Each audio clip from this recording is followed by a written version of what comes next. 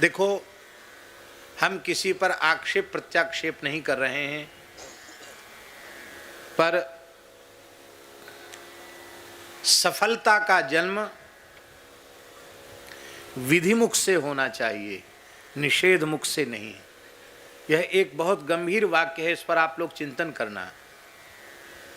सफलता का जन्म विधि के मुख से होना चाहिए, निषेध के मुख से नहीं।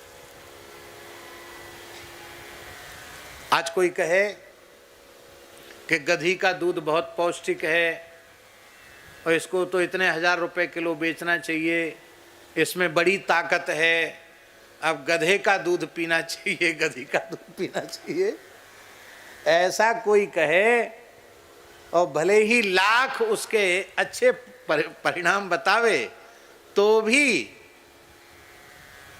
विधि गधी का दूध पीने की नहीं है, महिषी का दूध पीने की नहीं है, अजा का दूध पीने की नहीं है। विधि वेद लक्षणा भारतीय देसी गाय के दूध को ही पीने की है। इसलिए चाहे जितना बड़ा आदमी कुछ भी करके दिखा दे और कहे इससे इतना लाभ है, हम लोग लाभ को नहीं देखते, हम लोग देखते हैं शास्त्र की विधि के साथ उसका मेल है कि नहीं। शास्त्र विधि से यदि उसका मेल नहीं है तो चाहे जितना लाभ हो उसको हम लोग स्वीकार नहीं करते। श्री गौरदास जी बैठे हैं, एक सज्जन हमको ग्वालियर में बोले आप गाजर क्यों नहीं खाते हैं? हमने कि ठाकुर जी को भोग नहीं लगती इसलिए नहीं खाते। तो इसमें तो कोई हानि नहीं है, गाजर तो बहुत बढ़िया है और उसमें पता नहीं कौन सा विटामिन होता है, खाना चाहिए गाजर, गाजर का जूस, गाजर का सलाद, गाजर की साग, गाजर का हलवा तो सर्दियों में बहुत अच्छा होता है। हमने की बात आपकी सब ठीक है, हमारा कोई विरोध नहीं है, जो लोग खाते हैं वो खाएं।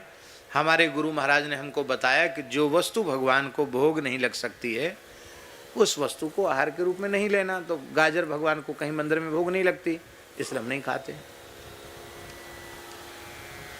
अरे बोले तो उससे आंख ज्योति बहुत बढ़ती है, ये वो होता, ये होता, तमाम फायदे गिनाए। तो हमने उनको पूछा कि आप गाजर खाते हैं कि नहीं? बोले हम तो बचपन से ही खा रहे हैं। हमने कहा हमारे उस समय हमारे चश्मा नहीं लगा था। हमने कहा हमारे तो चश्मा नहीं लगा और आप इतना मोटा लेंस का चश्मा लगाए हो, आप कहते हैं कि नेत्र ज्योति बढ़ती है, तो आपकी तो बढ़ी नहीं। तो चुप हो गया। भले ही नेत्र ज्योति बढ़े, पर यदि गाजर खाना शास्त्र में निषिद्ध है तो हमें नहीं खाना चाहिए। सफलता का जन्म विधि के मुख से न होकर निषेध के मुख से हो रहा है, ये दुर्भाग्य की बात है। निषेध मुख से सफलता का जन्म नहीं, विधि के मुख से सफलता का जन्म होना चाहिए। विचार विवेक प्रधान मनुष्य की सृष्टि है, तो भगवान की सबसे सुंदर सृष्टि वाले मनुष्य ने भगवान की बनाई हुई प्रकृति को जहरीला क्यों बना दिया? इसका उत्तर क्या होगा? इसका उत्तर है कि स्थूल प्रकृति में विकार उत्पन्न नहीं होता। बहुत ध्यान से सुने इस बात को, बड़ी बारीक बात है, ये बहुत बारीक बात है। स्थूल प्रकृति में विकार उत्पन्न नहीं होता, विकार पहले सूक्ष्म प्रकृति में उत्पन्न होता है और जब सूक्ष्म प्रकृति विकृत होती है तो स्थूल प्रकृति विकृत हो जाती है। माने सूक्ष्म से स्थूल की ओर है, स्थूल से सूक्ष्म की ओर नहीं है।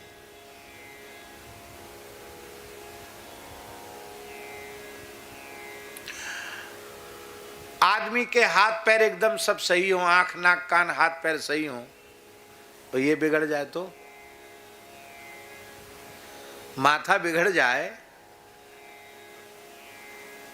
तो क्या करेगा? बुद्धिहीन हो जाए तो? स्वस्थ व्यक्ति भी कहो छत से कूद जाए, कहो कुएं में कूद जाए, शरीर से कहीं भी विकलांग भी है और ये एकदम सही सलामत है तो ठीक रहेगा।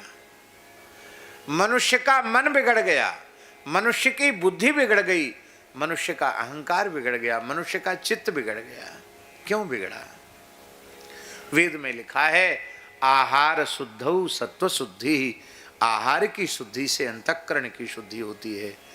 और आहार अत्यंत सात्विक शुद्ध पवित्र आहार यदि परमात्मा की सृष्टि में कोई प्राणी हमें देने वाला है तो वह केवल और केवल वेद लक्षणा भारतीय देसी गाय ही हमको अत्यंत सात्विक पवित्र आहार दे सकती है, और कोई प्राणी इतना पवित्र आहार नहीं दे सकता। फिर हम कहें कि कोई कहे कि भेड़ का दूध बहुत अच्छा होता है, बकरी का दूध बहुत अच्छा होता है, ऊँटनी का बहुत अच्छा होता, गधई का दूध बहुत अच्छा होता है। लोग पी करके टेस्ट करके भी बता रहे हैं कि बहुत वेरी टेस्टी है, और इसमें डॉक्टर कह रहा है ये इसमें फ़ायदे हैं, ये फ़ायदे हैं। अरे भाई, गधी का दूध गधों के लिए ही रहने दो। वैसे ही मनुष्य गधा बन रहा है, उसको क्यों गधा बनाया जा रहा है? उसका हक क्यों मार रहे हो? गधे का हक मत मारो भाई, उसको वजन ढोना है। खान पान के संबंध में हंसने के लिए नहीं कह रहे हम। खान पान के संबंध में ऋषियों का बहुत बारीक चिंतन है, और ये बारीक चिंतन पूरे विश्व की मनीषा में भारतीय आर्ष मनीषा के अतिरिक्त ऐसा चिंतन विश्व के किसी मत पंथ में नहीं है जिसने आहार पर इतना शोध किया हो।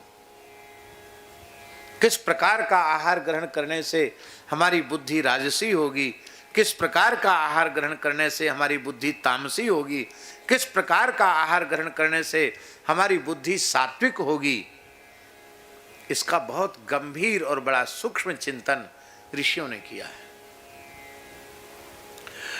आप कहेंगे कि आप तो केवल प्रवचन कर रहे हैं। नहीं, हम अपनी अनुभूति बड़ी विनम्रता से आपके सामने रख रहे हैं।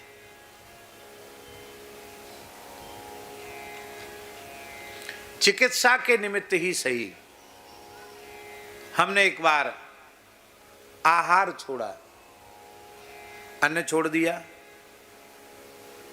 साग सब्जी लेने लगे, फिर साग सब्जी छोड़ी,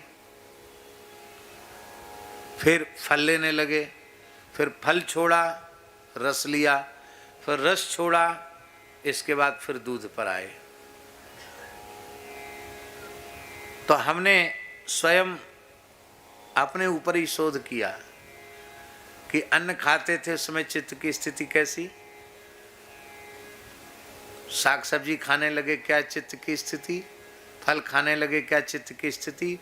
और जब 8 सप्ताह तक केवल दूध पिया तो हम आपको आश्चर्यजनक घटना आपको बता रहे हैं कि अंतःकरण की ऐसी अद्भुत स्थिति हो गई कि जैसे छोटा बच्चा एकदम निर्मल और निर्विकार होता है, ऐसी स्थिति हमारी अपनी स्वयं की हो गई। तब हमको समझ में आया कि दूध कितनी उत्तम वस्तु है। और उस काल में स्वामी जी बड़े बड़े विलक्षण विलक्षण अनुभूतियां हुई। ये जो गो नवरात्रि जो महोत्सव है, ये उसी काल की ये देन है। उसी समय इस प्रकार की विलक्षण अनुभूतियां हुई। कई बातें ऐसी हैं जिनको पूज्य पथमेड़ा महाराज जी के चरणों में हमने निवेदन किया, मंच पर उनको प्रकाशित नहीं किया जा सकता है।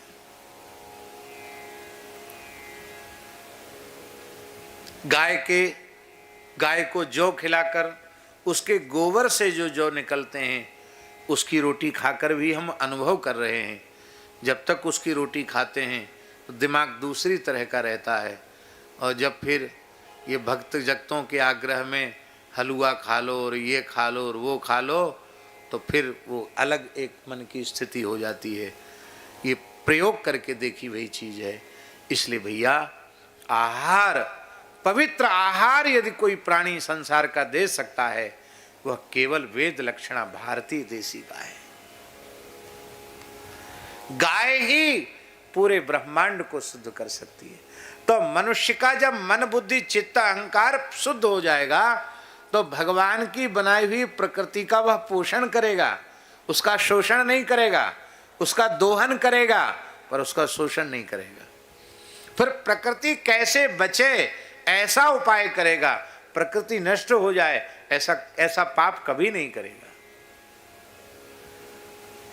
आज भी जो कुछ प्रकृति पर्यावरण बच रहा है उसके मूल में भी पूज्या गो माताएं ही हैं।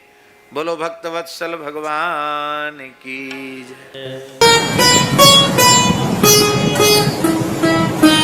श्री सीताराम प्रतिदिन सत्संग एवं दर्शन के लिए श्री महाराज जी के ऑफिशियल चैनल को जरूर सब्सक्राइब करें।